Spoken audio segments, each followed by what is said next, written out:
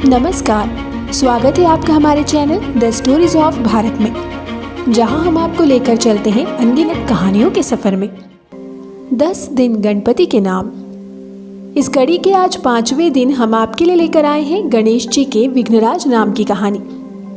आइए जानते हैं कैसे माता पार्वती की हंसी से जन्मे दानव को भगवान गणेश ने पाताल लोक भेजा था। तो चलिए करते हैं श्री गणेश।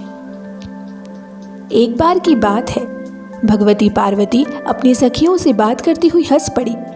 उनके हास्य से एक पुरुष का जन्म हुआ। वह देखते ही देखते पर्वताकार हो गया। पार्वती जी ने उसका नाम ममतासुर रखा। उन्होंने उससे कहा कि तुम जाकर गणेश का स्मरण करो, उनके स्मरण से तुम्हें सब कुछ प्राप्त हो जाएगा। माता पार्वती ने उसे गणेश जी का षडशर यानी वक्रतुंडाय होम मंत्र प्रदान किया। ममतासुर माता के चरणों में प्रणाम कर वन में तप करने चला गया। वहां उसकी शंबरासुर से भेंट हुई। उसने ममतासुर को समस्त आसुरी विद्याएं सिखा दी। उन विद्याओं के अभ्यास से ममतासुर को सारी आसुरी शक्तियां प्राप्त हो गई। इसके बाद शंबरासुर ने उसे विघ्नराज की उपासना की प्रेरणा दी। ममतासुर वहीं बैठकर कठोर तप करने लगा। वह केवल वायु पर रहकर विघ्नराज का ध्यान और जप करता था। इस प्रकार उसे तप करते हुए दिव्य सहस्त्र वर्ष बीत गए। प्रसन्न होकर गणनाथ प्रकट हुए। ममतासुर ने विघ्नराज के चरणों में प्रणाम कर भक्ति पूर्वक उनकी पूजा की। इसके बाद उसने कहा, प्रभु, यदि आप मुझ पर प्रसन्न हैं तो मुझे ब्रह्मांड का राज्य प्रदान करें। युद्ध में मेरे सम्मुख कभी कोई विघ्न न हो। मैं भगवान शिव आदि के लिए भी सदैव अजेय रहूं। भगवान विघ्नराज ने कहा, दैत्यराज, तुमने दुस्साध्य वर की याचना की है, फिर भी मैं उसे पूरा करूंगा। वर प्राप्त कर ममतासुर पहले शंबर के घर गया। वर प्राप्ति का समाचार जानकर वह परम प्रसन्न हुआ। उसने अपनी रूपवती पुत्री मोहिनी का विवाह ममतासुर से कर दिया। यह समाचार जब शुक्राचार्य को मिला तो उन्होंने धूमधाम से ममतासुर को दैत्यों का राजा बना दिया। एक दिन ममतासुर ने शुक्राचार्य से अपनी विश्व विजय की इच्छा व्यक्त की। शुक्राचार्य ने कहा, राजन, तुम दिग्विजय तो करो, लेकिन विघ्नेश्वर का विरोध कभी मत करना। विघ्नराज की कृपा से ही तुम्हें इस शक्ति और वैभव की प्राप्ति हुई है। इसके बाद ममतासुर ने अपने पराक्रमी सैनिकों द्वारा पृथ्वी और पाताल को जीत लिया।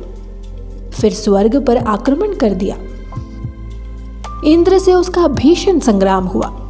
रक्त की सरिता बह चली, परंतु बलवान असुरों के सामने देवगण न टिक सके। स्वर्ग ममतासुर के अधीन हो गया। युद्ध क्षेत्र में उसने भगवान विष्णु और शिव जी को भी पराजित कर दिया। संपूर्ण ब्रह्मांड पर ममतासुर शासन करने लगा। देवताओं को बंदी गृह में डाल दिया गया। धर्माचरण का नाम भी लेने वाला कोई न रहा। सभी देवताओं ने कष्ट निवारण के लिए विघ्नराज की पूजा की। 1 वर्ष की कठोर तपस्या के बाद भगवान विघ्नराज प्रकट हुए। देवताओं ने उनसे धर्म के उद्धार और ममतासुर के अत्याचार से मुक्ति दिलाने की प्रार्थना की। भगवान विघ्नराज ने नारद को ममतासुर के पास भेजा। नारद जी ने उससे कहा, तुम अधर्म और अत्याचार को समाप्त कर विघ्नराज की शरण ग्रहण करो, अन्यथा तुम्हारा सर्वनाश निश्चित है। शुक्राचार्य ने भी उसे समझाया, पर उस अहंकारी असुर पर कोई प्रभाव नहीं पड़ा। ममतासुर की दुष्टता से विघ्नराज क्रोधित हो गए। उन्होंने अपना कमल असुर सेना के बीच छोड़ दिया।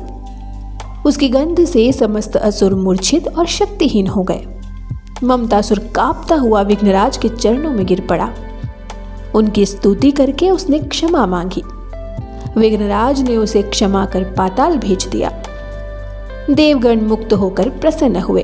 चारों तरफ भगवान विघ्नराज की जय जयकार होने लगी। विघ्नराज की ये कहानी आपको कैसी लगी हमें कमेंट में ज़रूर बताएं। वीडियो पसंद आए तो इसे लाइक और शेयर करें और 10 दिन की इस कड़ी में बने रहने के लिए चैनल को सब्सक्राइब जरूर करें। कल के वीडियो में हम बताएंगे भगवान गणेश के धूम्रवर्ण नाम की कहानी। तब तक के लिए धन्यवाद।